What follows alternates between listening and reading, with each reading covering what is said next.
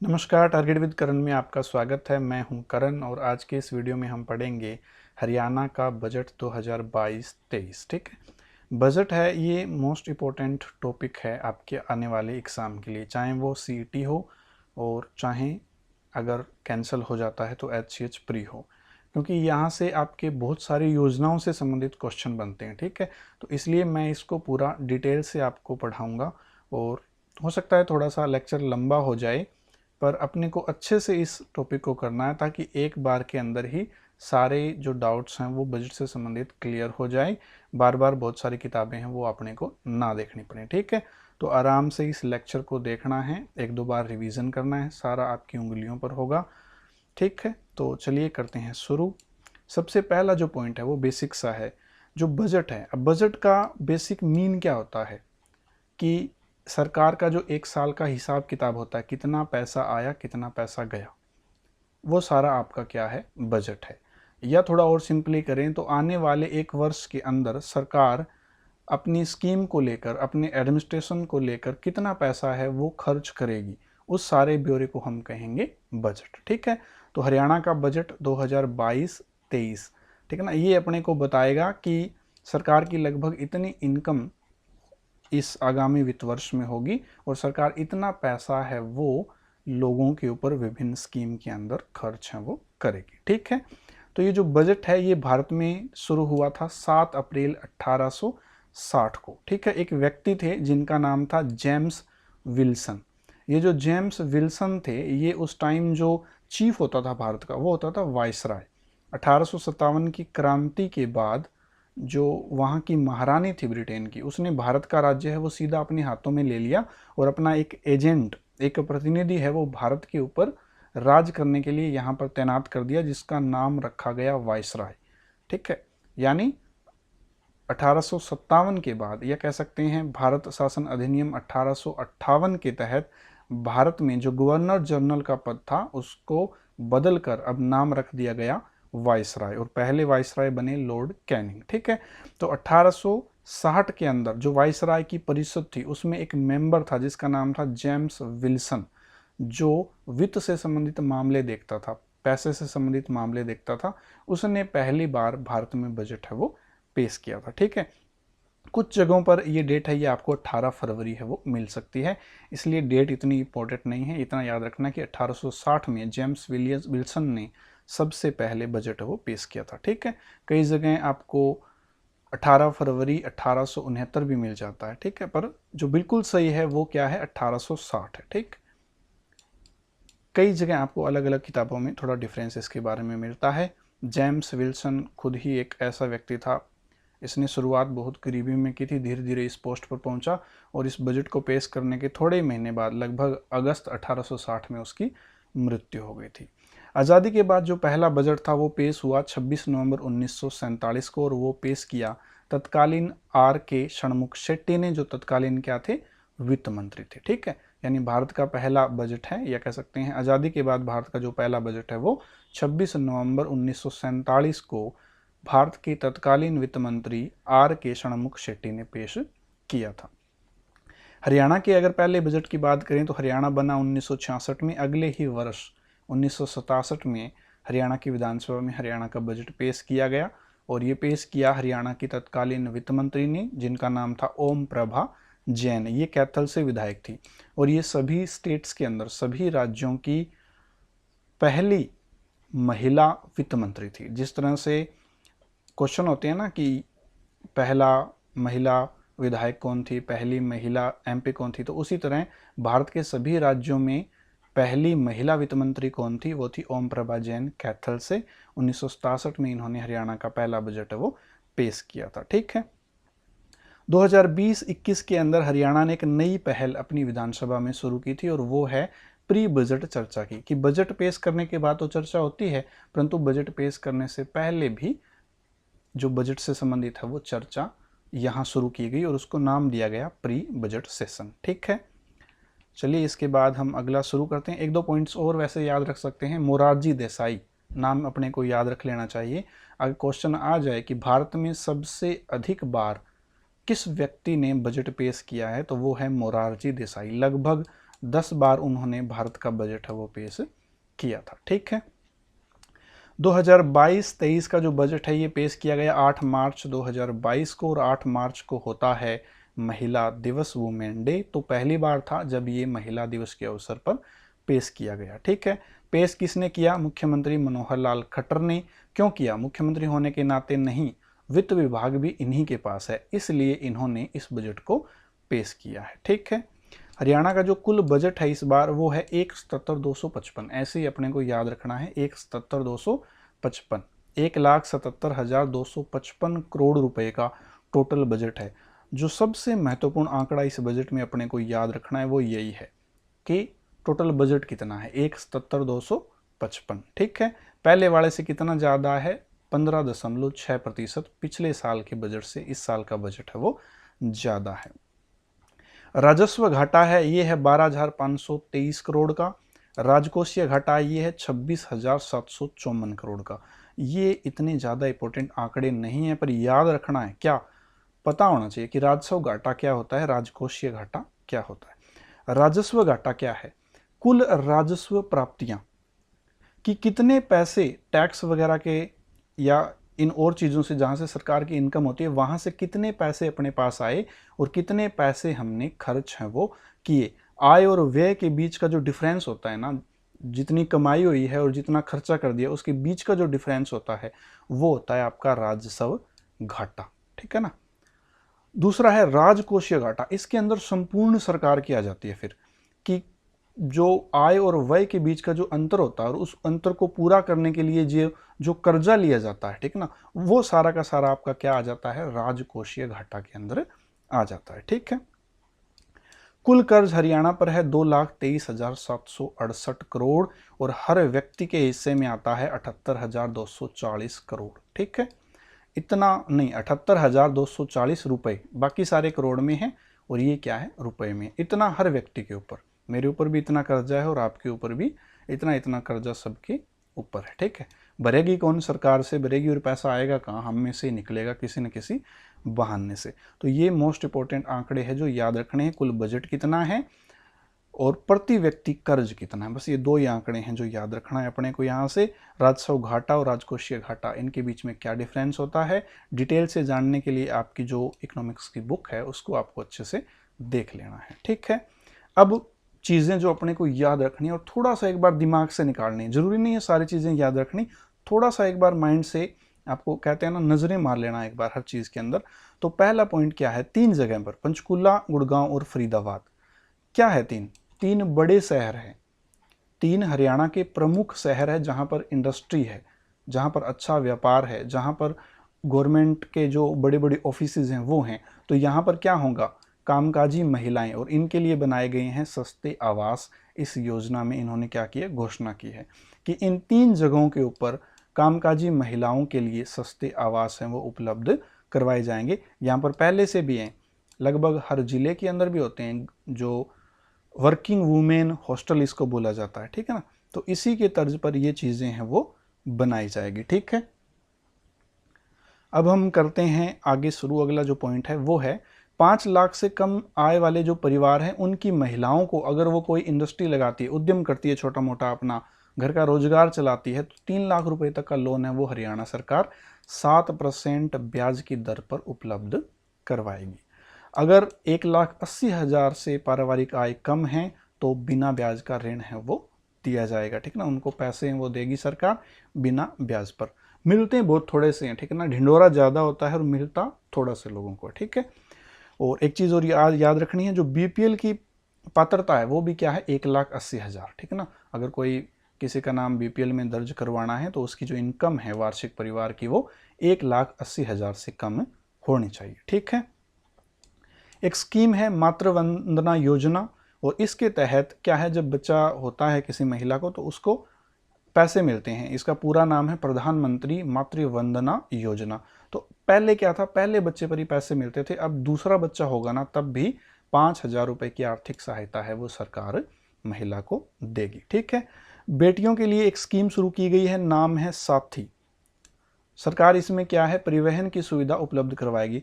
College में जाने वाली जो बच्चियां हैं, लड़कियां हैं, उनको क्या है, सरकार अब सुविधा दर्ज करवाएगी, व्हीकल है वो उपलब्ध करवाएगी अपने कॉलेज में जाने के लिए, और इस स्कीम को नाम दिया है साथी। बहुत इंपॉर्टेंट है, इसको याद कर लेना है, ठीक है ना। वैसे तो आगे और आएगी जब महिला वाले आएंगे, ठीक है ना। हरियाणा सरकार एक परियोजना शुरू किएगी जिसका नाम होगा साथी। साथी योजना में क्या होगा, कॉलेज जाने वाली छात्राओं को परिवहन की सुविधा है वो उपलब्ध करवाएगी, ठीक है। 4000 प्ले वे स्कूल खोले जा रहे हैं, मतलब जो आंगनवाड़ी है उन्हीं को इनमें चेंज किया जा रहा है, तो इनको क्या है, ट्रेनिंग है वो दी जाएगी, ठीक है। गरीब परिवार की जो बेटियां हैं या विधवाएं हैं, निराश्रित महिलाएं हैं, इनको क्या है, मुख्यमंत्री विवाह सगुन योजना के तहत पैसे मिलते हैं जब इनकी शादी होती है, इनके बच्चों की शादी होती है, लड़की की शादी होती है। तो अब क्या होगा, सरकार ने घोषणा की है कि परिवार पहचान पत्र के जरिए ही सहायता राशि है वो सीधे बैंक खाते में डाल दी जाएगी, ठीक है। यानी बेसिक सी बात है। एक पॉइंट ये भी है कि पहले सारे विभाग है वो अलग अलग भेजते थे डिमांड अपनी, इस बार थोड़ा सा क्या किया गया है, चेंज किया गया है, इकट्ठा मर्ज करके डिमांड को भेजना शुरू किया गया है, और इस तरह से 45 डिमांड की जगह टोटल डिमांड क्या हो गई है, 20 हो गई है, ठीक है। कृषि क्षेत्र के लिए लगभग 6497 करोड़ रुपए के बजट की घोषणा की गई है। इसमें अब एक चीज क्या है कि प्राकृतिक और जैविक खेती है, इसको बढ़ावा देने के लिए सरकार ने क्या कहा है कि वो 100 क्लस्टर बनाएगी, यानी पूरे हरियाणा में 100 जगह पर 25-25 एकड़ का जो रकबा है उसके अंदर वो प्राकृतिक और जैविक खेती है वो किसानों को करने के लिए सहायता देगी, ठीक है ना। क्लस्टर का मतलब क्या हो गया कि हर गांव के अंदर एक एक जगह, या कह सकते हैं पूरे हरियाणा के अंदर 100 जगह ऐसी होंगी जहां पर 25-25 एकड़ के रकबे में ये जो प्रोजेक्ट है ये किया जाएगा, ठीक है। मोटे अनाज को सरकार है वो प्रोत्साहन देगी, और इसी में क्या है, बाजरे के लिए 50 करोड़ का स्पेशल पैकेज है वो दिया जाएगा। और एक चीज़ और याद रखनी है, बाजरे पर MSP है वो भी मिलेगा, ये भी इस बजट के अंदर कहा गया है। मार्केटिंग बोर्ड की जो सड़कें हैं, जो मंडी का बोर्ड होता है जिसको बोलते हैं मार्केटिंग बोर्ड, उसकी जो सड़कें हैं उसकी देखरेख अब कौन करेगी, जिला परिषद है वो करेगी। एम्ब्रियो ट्रांसफर टेक्नोलॉजी, ये है ना कृत्रिम गर्भाधान से संबंधित एक टेक्नोलॉजी है, एक तरीका है। अब इससे जो बछड़े पैदा होंगे या बछड़ी पैदा होंगी, ठीक है ना, यहाँ तो सिर्फ बछड़ा लिखा गया है, बछड़ा या बछड़ी जो भी पैदा होंगे, इस स्कीम से उनको 10,000 रुपए का प्रोत्साहन है वो दिया जाएगा, ठीक है ना। बेसिकली यहाँ बछड़ी के लिए है। मछली पालकों को क्रेडिट कार्ड है वो दिए जाएंगे, मुख्यमंत्री मनोहर लाल ने ये घोषणा की है। अब याद रखना है क्या, झज्जर में अत्याधुनिक थोक मछली बाजार है वो बनाया जाएगा, ये पॉइंट है जो अपने को याद रखना।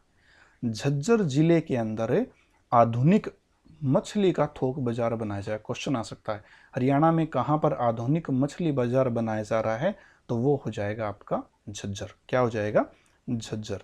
इसके अलावा कुरुक्षेत्र में मछलियों के लिए म्यूजियम बनाया जाएगा, कुरुक्षेत्र में मछलियों के लिए म्यूजियम बनाया जाएगा, ठीक है ना।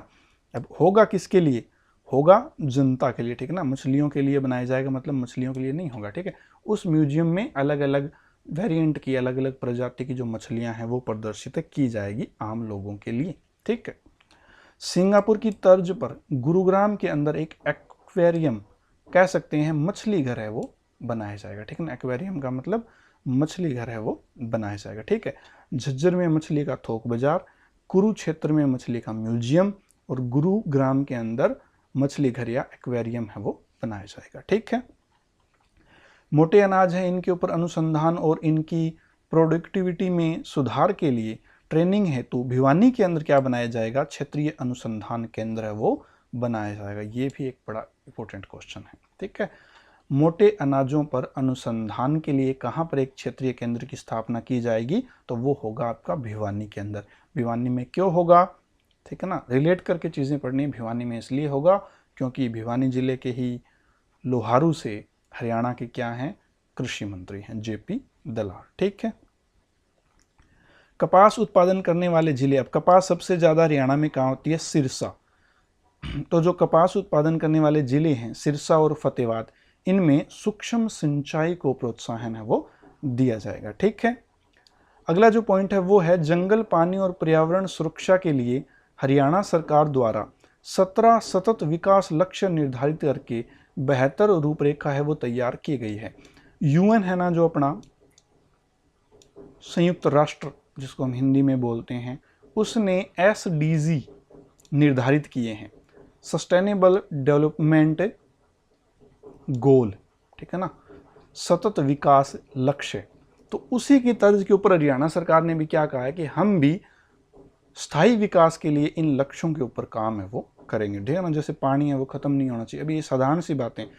इसका मतलब क्या होता है सतत विकास लक्ष्य या स्थायी विकास लक्ष्य? इनका मतलब क्या होता है कि विकास तो करे देश, देश है, समाज है, वो विकास करे, परंतु स्थिर विकास करे। ऐसा ना हो कि पानी है वो एकदम सारा यूज कर दे, अंधाधुंध यूज करे और अगली पीढ़ियों के लिए वो ना हो।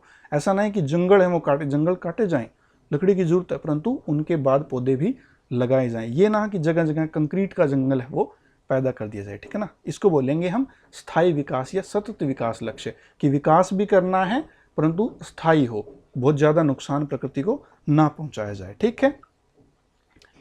पशुपालन व डेयरी के क्षेत्र में स्वरोजगार के लिए 1 लाख अंत्योदय परिवारों की आर्थिक मदद का लक्ष्य है वो रखा गया। अंत्योदय क्या है? सरकार ने कहा है कि भाई 1 लाख से कम जिसकी आय है उसकी आय हम बढ़ाएंगे, तो ऐसे 1 लाख परिवारों को डेयरी के लिए लोन है वो सरकार देगी, ऐसी सीधी सी बात है। और जिनके पास भैंस पशु रखने के लिए जगह नहीं है, उनके लिए पंचायतों में साझा सैंड है वो बनाए जाएंगे। भिवानी जिले में बनाया जाएगा क्या? Integrated aqua park centre of excellence. मत्स्य पालन या जल से संबंधित जो जीव होते हैं, घोंगा है और जो झींगा वगैरह है, इन सब चीज़ों से संबंधित सेंटर ऑफ एक्सीलेंस है वो कहाँ बनाया जाएगा? ये बनाया जाएगा भिवानी के अंदर, ठीक है ना। इंटीग्रेटेड मतलब जुड़ा हुआ है इन एक्वा सब प्रजातियों से, ठीक है ना। झींगा मछली वगैरह सब जो पानी वाली चीज़ें होती हैं, इनके उत्पादन ट्रेनिंग वगैरह से संबंधित एक सेंटर हरियाणा में बनाया जाएगा। कहाँ पर? भिवानी के अंदर बनाया जाएगा, ठीक।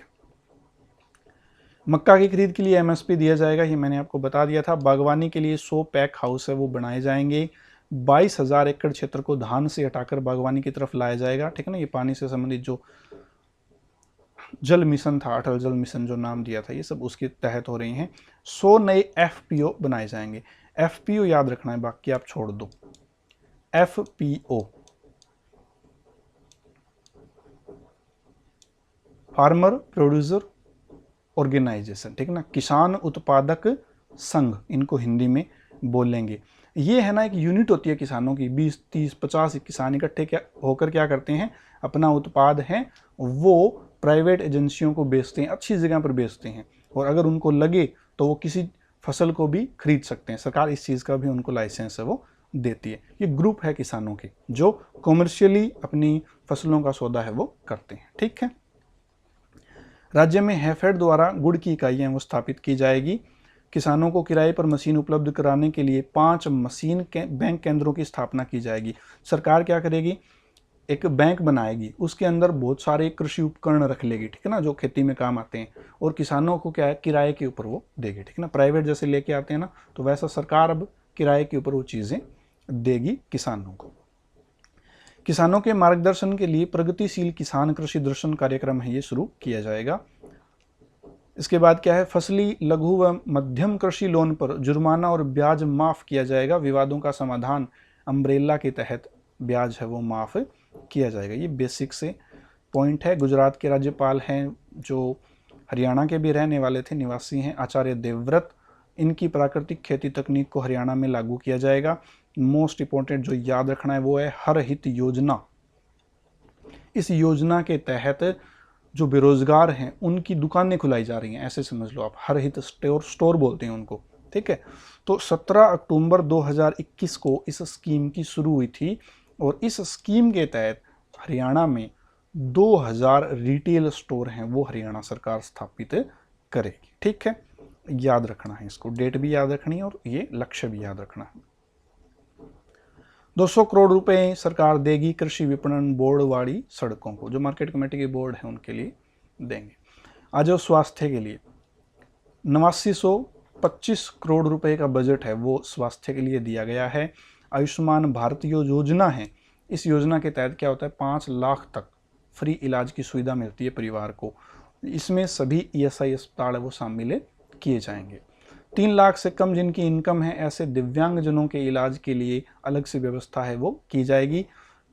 याद करने वाली चीज़ वो क्या है, सभी के लिए जो सारे गरीब परिवार हैं 2 साल में एक बार उनकी मुफ्त जांच है वो हरियाणा सरकार स्वास्थ्य की करवाएगी। चिकित्सा शोध को बढ़ावा देने के लिए इंस्टीट्यूट ऑफ एमर्जिंग टेक्नोलॉजी स्थापित है किया जाएगा। इसको याद रखना है, इंस्टीट्यूट ऑफ एमर्जिंग टेक्नोलॉजी ये हरियाणा में स्थापित किया जाएगा। कहाँ, मानेसर, यहाँ लिखा हुआ नहीं है, इसको याद कर लेना भी। मानेसर में नया इंस्टीट्यूट बनेगा, institute of emerging technology Manesar आपका गुरुग्राम में है, और सबसे नया नगर निगम भी कौन सा है, मानेसर है। प्राथमिक स्वास्थ्य केंद्रों को वेलनेस सेंटर के रूप में विकसित किया जाएगा।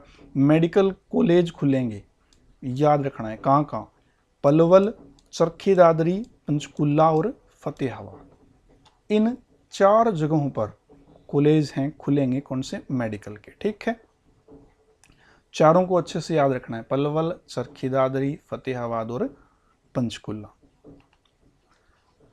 25 लाख विद्यार्थियों की साल में 2 बार स्वास्थ्य की जांच की जाएगी। पीजी रोहतक में किडनी प्रत्यारोपण की सुविधा है वो प्रदान की जाएगी। याद करने वाली चीज़ क्या है, HIV जो पीड़ित होते हैं, एड्स पीड़ित होते हैं, उनको हर महीने सरकार पेंशन देगी, ये समझ लो आप, 2250 रुपए की। ये ना पहले से ही दी जा रही है, पर इस बजट के अंदर इसको अलग से दर्शाया गया है, स्पेशल प्रोविजन है वो किया गया है। जो भी गरीब हैं भाई, अब गरीब की परिभाषा क्या हो गई, 1,80,000 से कम जो आय है जिनके परिवार की, उन सभी को आयुष्मान जो स्कीम है स्वास्थ्य से संबंधित, उसमें क्या किया जाएगा, शामिल किया जाएगा।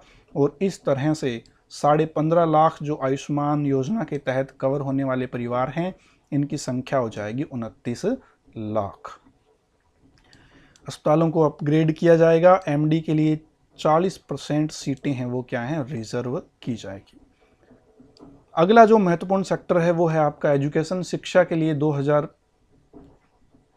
20,250 करोड़ है ये दिए गए हैं। एजुकेशन के लिए 20,250 करोड़ हैं वो दिए गए हैं। एजुकेशन मिनिस्टर कौन है, कंवरपाल गुर्जर हैं। मानेसर में आपका इंस्टीट्यूट ऑफ एमर्जिंग टेक्नोलॉजी स्थापित किया जाएगा, जो मैंने अभी आपकी बात की थी। इस यूनिवर्सिटी में ज्योतिष शास्त्र व आयुर्वेद पर ऑनलाइन पाठ्यक्रम है वो शुरू किए जाएंगे। ठीक है, अब क्या है, बच्चे खुद का भविष्य देखें, पहले पढ़ेंगे इन चीज़ों के अंदर ज्योतिष शास्त्र को, और फिर खुद ही ऑटोमेटिक अपना भविष्य देख लेंगे कि उनको नौकरी मिलेगी या नहीं मिलेगी। ठीक है, नई एजुकेशन पॉलिसी कब आई थी, 2020 के अंदर, ये याद रखना है। तो हरियाणा सरकार ने क्या कहा है कि हम 2025 तक इसको लागू कर देंगे। हरियाणा सरकार ने कहा है 2025 तक हम न्यू एजुकेशन पॉलिसी को क्या करेंगे, लागू कर देंगे। ठीक है, एक क्वेश्चन का आंसर करना है फटाफट इस वीडियो को यहीं क्लोज करके, और कमेंट सेक्शन में एक आंसर करो कि हरियाणा सरकार ने कब तक हरियाणा को बेरोजगार मुक्त करने की घोषणा की है। हरियाणा सरकार ने कब तक हरियाणा को बेरोजगार मुक्त करने की घोषणा है वो की है। ठीक है, संस्कृति मॉडल स्कूल, ये विशेष स्कूल हैं जो खोले गए हैं, खासकर इंग्लिश मीडियम है इनमें से ज़्यादातर। ये 138 है, इनकी संख्या बढ़ाकर क्या की जाएगी, 500 की जाएगी। 5वीं कक्षा से ही इनमें कंप्यूटर शिक्षा है वो प्रदान की जाएगी। सभी जो कॉलेज है हरियाणा के, उनमें 10-10 स्मार्ट क्लासरूम है वो स्थापित किए जाएंगे। प्राइवेट स्कूलों की तर्ज पर 8वीं से 12वीं कक्षा के विद्यार्थियों के लिए ओलंपियाड होंगे। ओलंपियाड मतलब खेल होंगे इनके लिए स्पेशल। 25 लाख विद्यार्थियों का साल में 2 बार मेडिकल चेकअप, ये कह दिया। सभी स्कूलों में डिजिटल लाइब्रेरी बनाई जाएगी। कॉलेज खोले जाएंगे भाई, भिवानी जिले में 2 महिला कॉलेज हैं वो, और गन्नौर में 1 कॉलेज है वो खोला जाएगा। भिवानी में 2 कॉलेज खोले जाएंगे और गन्नौर में 1 कॉलेज है वो आपका खोला जाएगा। ठीक है ना, 2 भिवानी में कौन कौन से खोले जाएंगे, एक तो कुंडल गांव के अंदर खोला जाएगा, और दूसरा छप्पर या छापर जो गांव है उसके अंदर ये जो 2 कॉलेज हैं वो भिवानी के अंदर खोले जाएंगे। तो 3 नए कॉलेज खोलने की घोषणा हुई है, महिला वुमेन 3 कॉलेज खोलने की घोषणा हुई है। तीनों याद रखने हैं। कुंडल और छापरगांव ब्याणी, और एक है गन्नौर। और मेडिकल कॉलेज खोलने की घोषणा हुई है 4, ठीक है, पलवल, चरखी दादरी, आपका पंचकुला और फतेहाबाद, ठीक है। साथी योजना की शुरुआत की जाएगी अप्रैल 2022 से। लड़कियों के लिए विकल्प की सुविधा है वो उपलब्ध करवाई जाएगी। नूह यानी मेवात के अंदर बहुविषयक स्टेट यूनिवर्सिटी की स्थापना है वो की जाएगी। कौशल को बढ़ावा देने के लिए STEM लैब की स्थापना है वो की जाएगी। सरकारी व प्राइवेट स्कूल के बच्चों को एक दूसरे से रूबरू करवाने के लिए ट्विनिंग कार्यक्रम है ये शुरू किया जाएगा, ठीक ना। ये बेसिक सी बातें हैं। अगला जो पॉइंट है ये है गांव के स्कूल और प्राथमिक स्वास्थ्य केंद्र होंगे जिला परिषदों के हवाले व शहर के स्कूल और स्वास्थ्य केंद्रों का जिम्मा नगर पालिकाओं को दिया जाएगा। जो लोकल बॉडीज हैं गांव की क्या है, सबसे बड़ी जो लोकल बॉडीज वो क्या है, जिला परिषद है। तो वहां के स्कूल और जो स्वास्थ्य केंद्र हैं वो जिला परिषद को दे दिए जाएंगे, और जो शहरों के अंदर हैं उनका जो नगर पालिका होगी वहां की वो चार्ज है वो संभालेगी, ठीक है ना। ये निरीक्षण कर पाएंगे अच्छे से अपनी भूमिका है वो अदा कर पाएंगे। ये नहीं है कि स्कूल सीधा जिला परिषद को सौंप दिया, रहेगा सिस्टम यही, पावर है वो थोड़ी सी इंक्रीज कर दी जिला परिषद और नगर पालिका की, और कुछ ज्यादा नहीं है। एक स्कीम है गुरु शिष्य योजना, सेंटर की स्कीम है वैसे तो। इसके तहत हरियाणा में 25,000 गुरु और 75,000 शिष्यों सहित 1 लाख व्यक्तियों को प्रशिक्षण है उसका लक्ष्य रखा गया है, ठीक है। सूरजकुंड में नवंबर में एक और शिल्प मेला आयोजित करने का निर्णय लिया जाएगा। सूरजकुंड में मेला चल रहा है ना 19 मार्च से लेकर 4 अप्रैल तक, यानी अब भी चल रहा है वो मेला। तो इसके सिवा एक मेला नवंबर में और लगाया जाएगा हस्तशिल्प का सूरजकुंड में। आज महिला और बाल विकास में क्या है, 2017 करोड़ का बजट है इनका। जो याद रखने वाली चीज है, एक नया पुरस्कार शुरू किया गया है सुषमा स्वराज के नाम पर। सुषमा स्वराज के नाम पर स्टेट लेवल का एक पुरस्कार है वो शुरू किया गया है, और इसकी राशि है वो मिलेगी 5 लाख रुपए।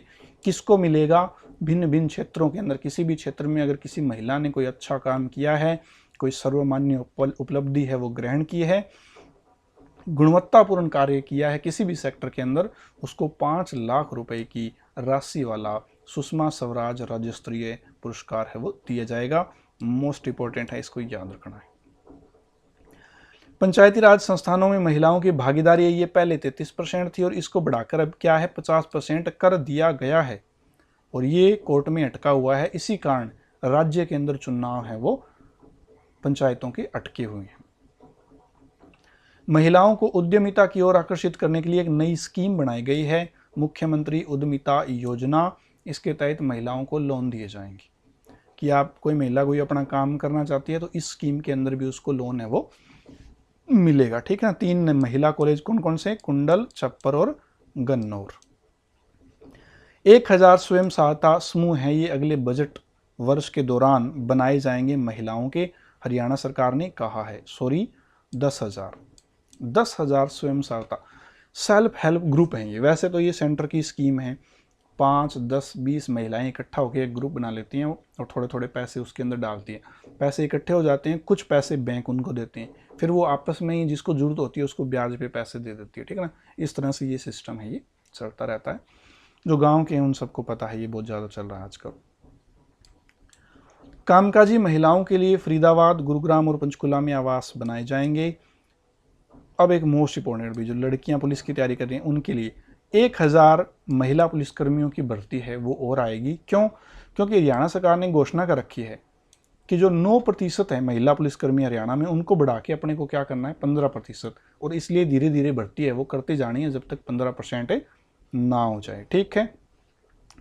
आंगनवाड़ी कर्मी है, अगर उनकी दुर्घटना में मृत्यु हो जाती है तो 2 की बजाय अब क्या मिलेंगे 3 लाख रुपए। पहले 2 लाख रुपए मिलती थी दुर्घटना राशि, अब मिलेगी 3 लाख रुपए। सहकारिता होता है पब्लिक प्राइवेट पार्टनरशिप, ठीक है ना। सरकार और अगर प्राइवेट सेक्टर का कोई व्यक्ति, कोई संस्था, लोग मिलकर काम करें उसको बोलते हैं सहकारिता। तो 1537 करोड़ का बजट इसके तहत दिया गया है। हैफेड क्या करेगा, रामपुरा रेवाड़ी के अंदर एक तेल मिल लगाएगा। भाई हैफेड है वो एक तेल मिल लगाएगा नई, कहाँ, रामपुरा रेवाड़ी के अंदर। इसके अलावा रादौर में एक हल्दी पाउडर का प्लांट लगाएगा, और जाटूसाना रेवाड़ी के अंदर एक आटा की मिल लगाएगा, और रोहतक में मेगा फूड प्रोजेक्ट है, ये बनाया जाएगा हरियाणा सरकार की ओर से। ये बेसिक सी बातें, इसको याद कर लेना, ठीक है ना। रेवाड़ी के अंदर क्या है, आटा मील और तेल की मील है, वो कौन लगाएगा, हैफेड लगाएगा। मेगा फूड प्रोजेक्ट की घोषणा कहाँ के लिए हुई है, तो रोहतक के लिए हुई है। नागरिक उड्डयन हवाई जहाज वाला सिस्टम है, 886 करोड़ रुपए इसके ऊपर खर्च करेगी हरियाणा सरकार। क्या करेगी, जो हवाई जहाज उड़ाने के लिए जो पायलट बनना चाहता है, ठीक है ना, तो उसके लिए जो ट्रेनिंग लेना चाहेगा किसी भी इंस्टीट्यूट से, तो उसको फीस देनी पड़ेगी। और एक बार उसके पास नहीं है तो सरकार क्या करेगी, उसको क्रेडिट गारंटी देगी, लोन देगी एक तरफ से, या बैंकों से दिलवाएगी, सीधी सी बात है, ठीक है। भिवानी और करनाल में क्या है, हवाई पट्टी है, ये 3000 फुट की है, इसको बढ़ाकर अब क्या कर दिया जाएगा, 5000 फुट की इनको बनाया जाएगा। 200 नए पायलट प्रशिक्षण लाइसेंस ये जारी की जाएंगे। अगर किसी को पायलट बनना है तो वो अप्लाई कर सकता है, लाइसेंस लेके हवाई जहाज उड़ाना सीख सकता है, ठीक है। गुरुग्राम में हेलीपोर्ट सुविधा विकसित होगी, गुरुग्राम को हेली हब बनाया जाएगा। क्वेश्चन आ जाए, किस जिले को हेली हब बनाया जाएगा, गुरुग्राम को, ठीक है। नारनौल हवाई पट्टी को एरो एडवेंचर बनाया जाएगा। एरो एडवेंचर क्या होता है, जो आकाशीय खेल होते हैं, पैराग्लाइडिंग हो गया, ठीक है ना, ये गर्म हवा वाला गुब्बारा हो गया, और जो चीज़ें होगी, ये सारे क्या हैं, एरो एडवेंचर होते हैं, ठीक है ना। तो इनसे संबंधित खेल खाले ये सारे कहाँ आयोजित होंगी, ये नारनौल की हवाई पट्टी के अंदर आयोजित होंगे। पर्यावरण और वन क्षेत्र के लिए 530 करोड़ रुपए का बजट है, ये पास किया गया है। 29 वायु गुणवत्ता केंद्र हैं, ये स्थापित किए जाएंगे। आंकड़ा बिल्कुल याद रखना है, बेसिक क्वेश्चन है पर इंपॉर्टेंट है। 100 वायु गुणवत्ता निगरानी केंद्र हैं, ये स्थापित किए जाएंगे। 10 हाईटेक नर्सरी है, वो खोली जाएगी पर्यावरण से संबंधित, यहाँ आपको मिलेंगे पौधे। कालका पंचकूला से लेकर कलेसर तक 150 किलोमीटर लंबी नेचर ट्रेल है, वो बनेगी। एक व्यक्ति की डेथ हो गई थी, इंपॉर्टेंट है, उनके नाम पे सरकार ने एक अवार्ड देने की घोषणा की है, जिनका नाम था दर्शन लाल जैन, जगाधरी यमुनानगर के ये रहने वाले थे। तो इनके नाम पर हरियाणा सरकार ने एक क्या है, अवार्ड घोषित किया है, पर्यावरण अवार्ड इनके नाम पर हर साल दिया जाएगा, 3 लाख रुपए का होगा। किसी भी पुरस्कार की सबसे इंपॉर्टेंट चीज क्या होती है कि कितनी राशि है, ये पूछा जाता है। दर्शन लाल कौन थे, क्यों इनके नाम पर अवार्ड शुरू किया गया है, तो दर्शन लाल जैन का 12 दिसंबर 1927 को जन्म हुआ था, जगाधरी यमुनानगर के रहने वाले थे। इन्होंने सरस्वती नदी को फिर से धरा पर लाने के लिए प्रयास किए हैं। सरस्वती नदी से संबंधित एक संस्थान, सरस्वती नदी शोध संस्थान इन्होंने बनाया था। काफ़ी सारे प्रयास किए, इसलिए इनको 2019 में पद्म विभूषण से सम्मानित किया गया। 8 फरवरी 2021 को इनकी क्या होगी, मृत्यु होगी, ठीक है। सेवा क्षेत्र या श्रम क्षेत्र इसको बोल सकते हैं। 221 करोड़ रुपए का छोटा सा बजट है।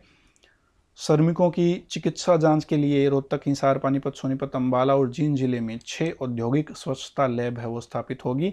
14 नए ESI अस्पताल है, वो बनाए जाएंगे। पर्यटन के अंदर क्या है, सूरजकुंड मेला है, ये साल में 2 बार लगेगा, अभी नवंबर के अंदर भी लगा करेगा, छोटा सा हस्तशिल्प मेला। हरियाणा के 100 सरकारी स्कूलों में हेरिटेज कॉर्नर वो स्थापित किए जाएंगे, बच्चों को जानकारी दी जाएगी विरासत के बारे में। अंत्योदय सरल प्लेटफॉर्म के जरिए 557 योजनाएं प्रदान की जा रही हैं। ऑनलाइन सिस्टम है ये सरल, सबको पता है। आपको जाति प्रमाण पत्र बनाना हो, इनकम हो, कोई तरह का डॉक्यूमेंट वगैरह हो, ये सारी सुविधाएं अब क्या कर रही है, सरल के जरिए सरकार है वो दे रही है। वो टोटल कितनी सुविधाएं दे रही है, 557। लोहागढ़ ये पड़ता है आपका यमुनानगर जिले में, बिलासपुर के पास। प्राचीन समय में जो बाबा बंदा बहादुर थे, उनकी ये कैपिटल थी। जब बाबा बंदा बहादुर वो मुगलों से लड़ रहे थे, या कह सकते हैं एक टाइम ये सिखों की राजधानी थी, लोहागढ़। तो इसको क्या है, अब विकसित है वो किया जाएगा। टोसी की पहाड़ी आपकी कहाँ है, महेंद्रगढ़ के अंदर है, और यहाँ पर बना हुआ था चम्यन ऋषि का आश्रम। वही चम्यन ऋषि जिन्होंने चम्यन प्रास बनाया था बूढ़े व्यक्तियों को जवान करने के लिए। अब इनके आश्रम को विकसित किया जाएगा पर्यटकों के लिए, ठीक है। फतेहाबाद में एक हड़प्पाकालीन स्थल है जिसका नाम है कुणाल, हरियाणा का सबसे प्राचीन स्थल है, ठीक है ना। वैसे अगर एग्जाम में HSSC पूछ ले तो आंसर देना है बिरडाना, अगर बिरडाना हो। क्वेश्चन आ जाए हड़प्पा का सबसे पुराना स्थल हरियाणा में कौन सा है, बिरडाना, ठीक है। अगर बिरडाना ना हो तो आंसर कुणाल हो जाएगा, क्योंकि वास्तव में तो कुणाल ही है। पर ना खाता ना बई, जो HSSC कहे वो सही, ठीक है ना, ऐसा हो रहा है। तो इसी कुनाल के अंदर क्या है, हड़प्पा जो स्थल है, यहाँ पर जो हड़प्पा की साइट है वहाँ पर एक संग्रहालय है वो बनाया जाएगा। गुरुकुल झज्जर है, यहाँ के थे स्वामी ओमानंद, उनको सिक्के इकट्ठे करने का, पांडुलिपि इकट्ठे करने का शौक था और उन्होंने एक संग्रहालय है वो बनाया था। अब सरकार इनके जीवन के ऊपर भी एक राजकीय संग्रहालय है वो बनाएगी, ठीक है ना। ओमानंद, स्वामी ओमानंद झज्जर गुरुकुल के संस्थापक थे, ठीक है। परिवहन क्षेत्र का जो बजट है ये है 2821 करोड़ रुपए। बहादुरगढ़ रोहतक कैथल में चालक प्रशिक्षण अनुसंधान केंद्र, ठीक है ना, ड्राइवरों की ट्रेनिंग के लिए सेंटर है ये स्थापित किए जा चुके हैं। 8 जिलों में और बनाए जाएंगे। रोहतक, पानीपत, यमुनानगर व हिसार में बसों के माध्यम से एक सुव्यवस्थित परिवहन सेवा है वो शुरू की जाएगी। पॉइंट टू पॉइंट परिवहन सेवा फरीदाबाद में शुरू की जाएगी। सीधा सा क्वेश्चन है, क्वेश्चन आज पॉइंट टू पॉइंट सुविधा है वो परिवहन से संबंधित कहाँ शुरू की जाएगी, फरीदाबाद में, ठीक है। बस पोर्ट की शुरुआत की जाएगी गुरुग्राम के खेड़दी कला दोला में, ठीक है ना, ये गांव है खेड़की दोला, थोड़ा सा अजीब सा नाम है उच्चारण में, खेड़की दुल्ला ये गांव है। यहाँ पर हरियाणा के दूसरे बस पोर्ट की शुरुआत है वो की जाएगी परिवहन विभाग और HSIDC के द्वारा जॉइंट एडवेंचर के रूप में।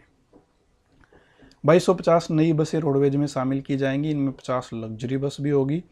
और अप्रैल से ई टिकटिंग सुविधा शुरू हो जाएगी, ऑनलाइन टिकटें कटा करेंगी और ऐसा करने वाला हरियाणा पहला स्टेट होगा।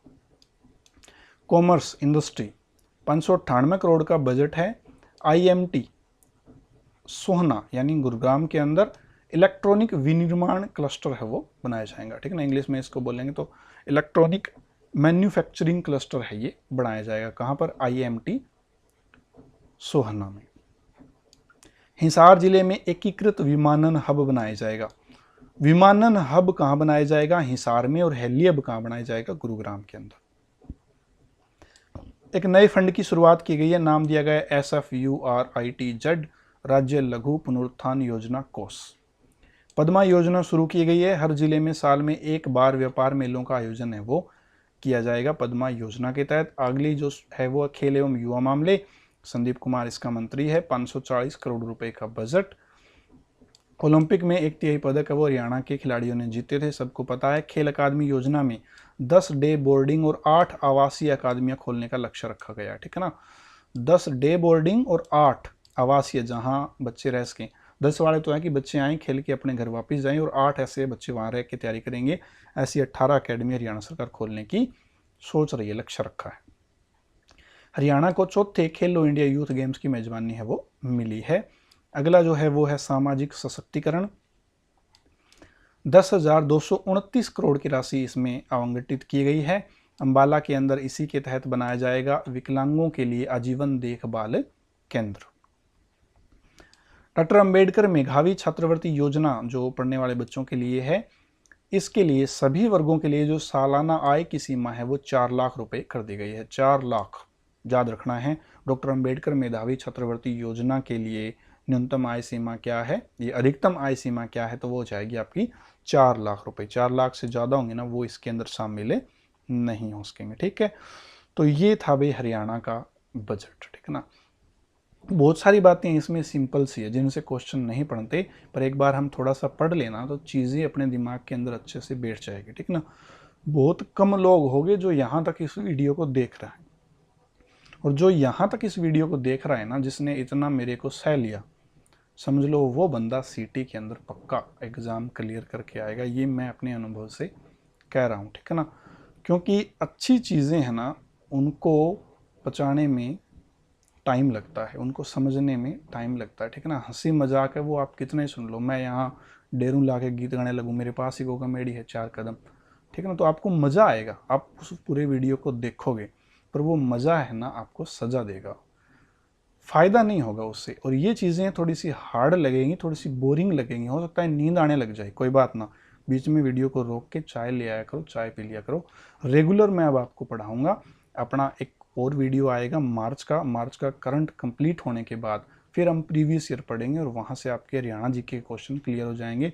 और साथ साथ अगर कोशिश करेंगे अच्छा रिस्पॉन्स मिले तो हिस्ट्री और जो इंडिया जीके के बाकी पार्ट्स हैं उनके क्वेश्चन, क्योंकि सिलेबस पढ़ने का तो इतना टाइम है नहीं और सिलेबस बहुत ज़्यादा बड़ा है, मोस्ट इंपॉर्टेंट क्वेश्चन है वो हम ऑप्शन टाइप पढ़ा करेंगे। ठीक है, आपको अगर ये वीडियो अच्छा लगा हो तो इसको शेयर करें, लाइक करें और कमेंट करें।